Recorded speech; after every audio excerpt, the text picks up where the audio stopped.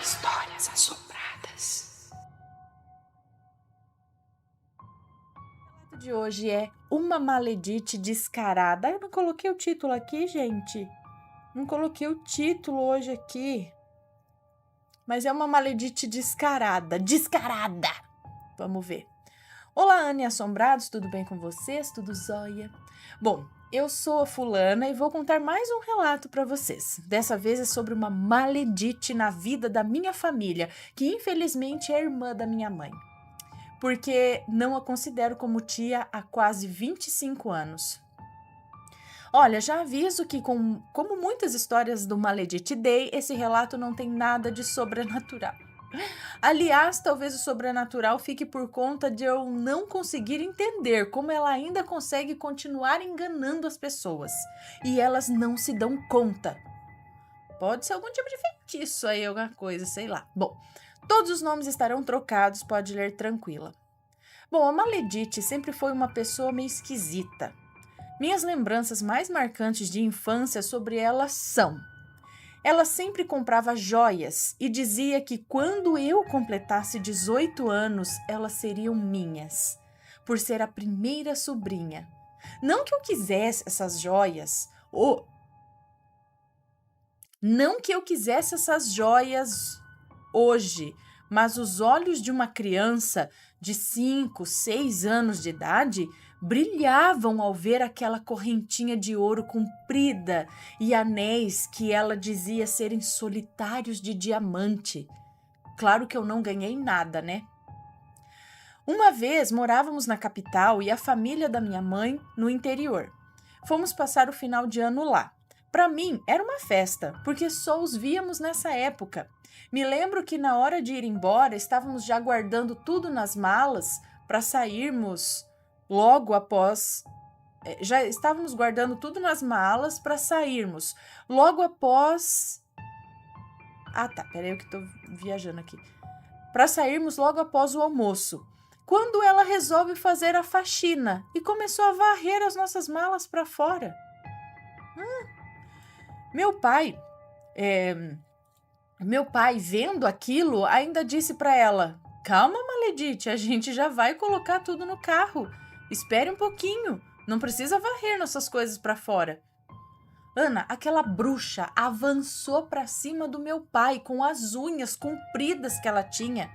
Minha mãe, quando viu a cena, partiu para cima dela e elas se pegaram. Tivemos que sair de lá rapidinho para poder acalmar os ânimos. Todos os namorados, entre aspas, dela eram homens casados. E ela ainda dizia que eles a procuravam porque as esposas não davam conta do recado. Até que numa dessas ela engravidou. O suposto pai da criança deixou bem claro que não ia assumir porque nem sabia se o filho era dele. Sim, Ana, ela saía com vários homens ao mesmo tempo e isso era de conhecimento da cidadezinha inteira. Conclusão, ela veio para a capital, teve o bebê, deu de mamar uma vez e simplesmente entregou para adoção. Simples assim.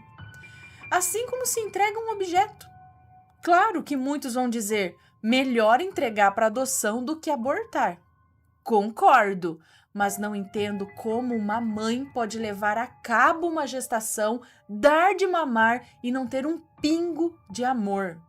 Eu também não compreendo, não sei, eu não entendo. Para mim, aquela não tem alguma coisa que não tá certo. Ela deve ter alguma coisa que não tá certo. Tem algum problema, não sei. Para mim, isso não é normal também. Não sei. Não sei, são pessoas que eu não compreendo também. Enfim. Bom, essas são as lembranças mais antigas que tenho dela. Agora vamos pular para as mais atuais, ou nem tanto. Há 26 anos, eu decidi vir morar no exterior. Viemos eu e minha irmã e fomos morar com um casal de tios, Zé Bonitinho e Janaína. Maledite já estava aqui também, mas morava a 200 quilômetros de distância. Janaína me contava que na época que Maledite morava com eles, Janaína cortou o pão... cortou o pão que o diabo amassou. Por exemplo, eles tinham telefone em casa, mas para economizar, quando ligavam para o Brasil, usavam o orelhão, que ficava quase no centro da cidade, uns 10 minutos de bicicleta. No inverno, quando nevava ou em dias de chuva, a Maledite dizia que não ia ligar aquela semana e ficava em casa. Quando Zé Bonitinho e Janaína chegavam no orelhão, o telefone do Brasil estava ocupado. E eles ficavam lá tentando por 1 hora até conseguir falar com a minha avó. E quando chegavam em casa, Maledite dizia com o maior descaramento que tinha falado com a mamãe. Sim, ela ligava do aparelho de casa e ficava 1 hora no telefone, sabendo que o irmão tinha ido no orelhão ligar para o mesmo lugar. E o Zé Bonitinho agia como se não tivesse acontecido nada. Isso enfurecia a Janaína, e com razão, né? Na época que cheguei, Maledite estava morando e com um rapaz brasileiro. Ela estava morando com um rapaz brasileiro. Esse rapaz era casado, tinha família no Brasil e mandava dinheiro todo mês para a família. Maledite dizia para quem quisesse ouvir que se ele quisesse comida, casa limpa e roupa lavada, tinha que pagar um salário para ela.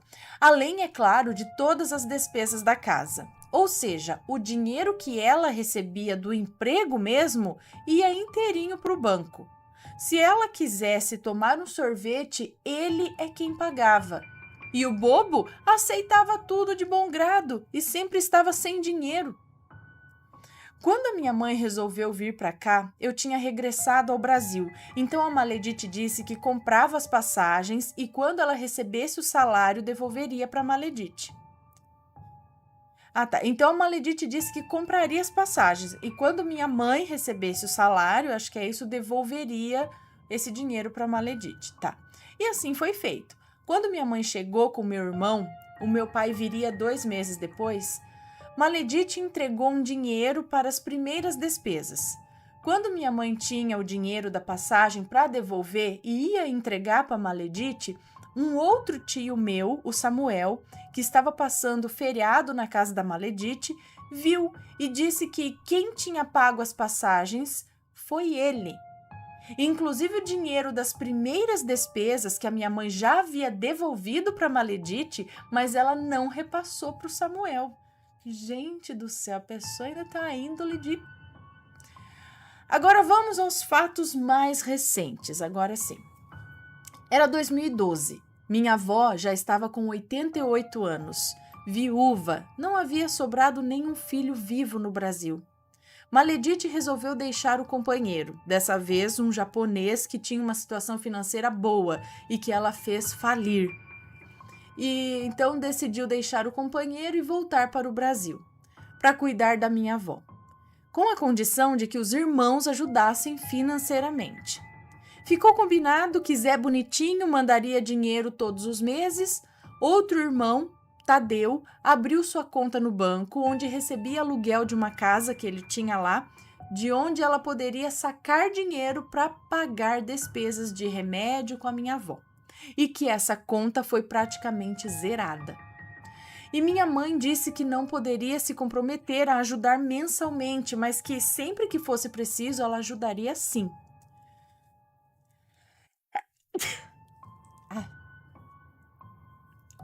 Além de Samuel, que sempre enviava dinheiro, e Maledite, que recebia aposentadoria. Além disso, eu tenho primos no Brasil que têm uma situação financeira boa e sempre ajudaram. Ana, era todo mês. Maledite chamava no Skype para falar que a geladeira quebrou, que a máquina de lavar não dava mais conserto, que a minha avó tinha visto uma mesa de centro e que queria uma igual e por aí vai. Minha mãe, que já conhecia o amor de Maledite pelo dinheiro, disse que para essas coisas ela não ia mandar dinheiro. Daí Maledite, como vingança, não deixava ela ver a minha avó no Skype. Sempre dava uma desculpa ou não atendia a chamada. Sempre que a minha mãe conseguia conversar com a Maledite, ela reclamava que a minha avó estava com infecção urinária e que queria ir ao banheiro toda hora. Como ela já havia sofrido uma queda no banheiro e fraturado a perna, Maledite tinha que ir com ela, mas estava cheia da minha avó chamando toda hora. Segundo Maledite, os remédios não faziam efeito e Maledite passou a colocar fralda na minha avó, sem contar as inúmeras internações por pneumonia. Samuel havia brigado com Maledite e não dava mais dinheiro. Sempre pegava minha avó para caminhar ou a levava para comprar o que ela quisesse. Por raiva, Maledite proibiu a entrada dele em sua casa. Quando ele ia ver a minha avó, só podia entrar até a varanda. Essa situação continuou até que Samuel, acometido por uma crise de depressão, acabou que tirou a própria vida, fazendo com que a minha avó definhasse de vez. A partir desse acontecimento, ela não se levantou mais, ficando acamada até o fim de seus dias. Maledite, então, chamou minha mãe e disse que minha avó precisava de um colchão especial para pacientes acamados e uma grade para a cama, para minha avó não cair. Minha mãe, então, disse que pediria para minha irmã transferir o dinheiro, já que ela estava no Brasil. Ana, no dia seguinte, minha irmã nos manda um print do WhatsApp. A Maledite falando horrores, ofendendo minha irmã, falando coisas baixas mesmo, sabe? Porque, segundo ela, minha irmã não tinha transferido o dinheiro. A resposta da minha irmã? Antes de vir falando esse monte de porcaria, vai no banco e olha na sua conta. O dinheiro já foi transferido. A partir desse dia, Maledite nos bloqueou de tudo. Facebook, Skype, WhatsApp. Então perdemos todo o contato com a minha avó. Minha mãe tentava ligar, mas ela não atendia. Só tínhamos notícias da minha avó através de outras pessoas. Esqueci de dizer que por conta desse episódio do dinheiro, Zé Bonitinho ficou do lado da Maledite e nos bloqueou também. Logo após a morte do Samuel, Maledite não perdeu tempo e achou uma advogada para entrar com uma ação para minha avó receber a pensão, ou aposentadoria, não sei, dele. Olha, não sei como ela conseguiu, mas a advogada deixou que ela pagasse depois. Mas antes que fosse autorizado pelo juiz, minha avó descansou. Com 94 anos, acamada, com Alzheimer, pneumonia. Ela vomitou de noite e se engasgou com o próprio vômito, que foi para os pulmões. Horário que Maledite deveria estar cuidando dela, pois havia contratado uma enfermeira para ficar com ela durante o dia, para que Maledite dormisse de dia e ficasse cuidando da minha avó de noite. E Ana, acredite, ficamos sabendo por outras pessoas, porque tanto a Maledite quanto o Zé Bonitinho não tiveram o caráter de avisar nem a minha mãe, nem o Tadeu, e nem nenhum dos netos dela, que também estão aqui. Por mais que eles estivessem brigados, poxa, era a mãe. Uns meses depois do falecimento, ela entrou com outro processo para que o juiz liberasse o dinheiro porque ela estava endividada. E apresentava recibos de remédio, do colchão especial e de mais um monte de coisas que foram pagas pela minha mãe e pelo Tadeu. O juiz liberaria o dinheiro, mas queria uma declaração dos irmãos abrindo mão ou apresentando uma conta bancária para transferir o dinheiro, uma vez que esse dinheiro ficaria como espólio, ou seja, herança dela. Minha mãe abriu mão sem pensar duas vezes, mesmo sabendo que além desse dinheiro, ela venderia o colchão e a grade e ficaria com o valor da venda. Não que a minha mãe vá morrer por causa disso, mas eu fico indignada com o descaramento dessa pessoa. Sabe, Ana, claro que ficamos muito tristes com a partida dela, mas acredito que ela finalmente descansou. Antes da briga com a minha irmã, ela sempre ia visitar a minha avó e nos contava que a Maledite gritava e dava tapas na minha vozinha. Gente, arranca essa mulher de lá, pelo amor de Deus. Ela até pensou em denunciar. Claro, pensou, não tinha que fazer. Mas não sabia onde ela seria colocar. A avó, quem ia cuidar da avó? Às vezes é melhor um desconhecido que tenha cuidado do que um conhecido que vai fazer. Uma vez que minha irmã não tinha condições de cuidar, mas eu não posso dizer nada, pois eu não tenho provas. E agora, quando pensamos que ficaríamos longe dessa maledite maledita, descobrimos que ela está de passagem marcada para cá, novamente. Eu tenho certeza de que ela estava só esperando minha avó partir para voltar para cá. E não duvido nada que ela ainda vai bater aqui na porta de casa, como se todos fossem uma família de comercial de margarina. Olha, mas já estamos vacinados. Se ela fizer isso, seja enxotada da nossa porta. E eu desejo de todo o coração que a justiça divina não feche os olhos para tudo isso. Sabe, eu queria saber o que leva uma pessoa a ser assim.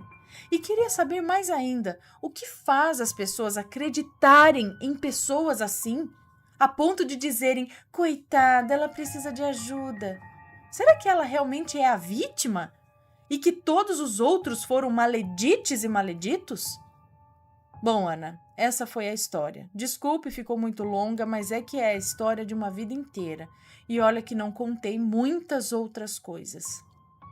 Obrigada por ler esse relato e perdoe por não ter nada de sobrenatural.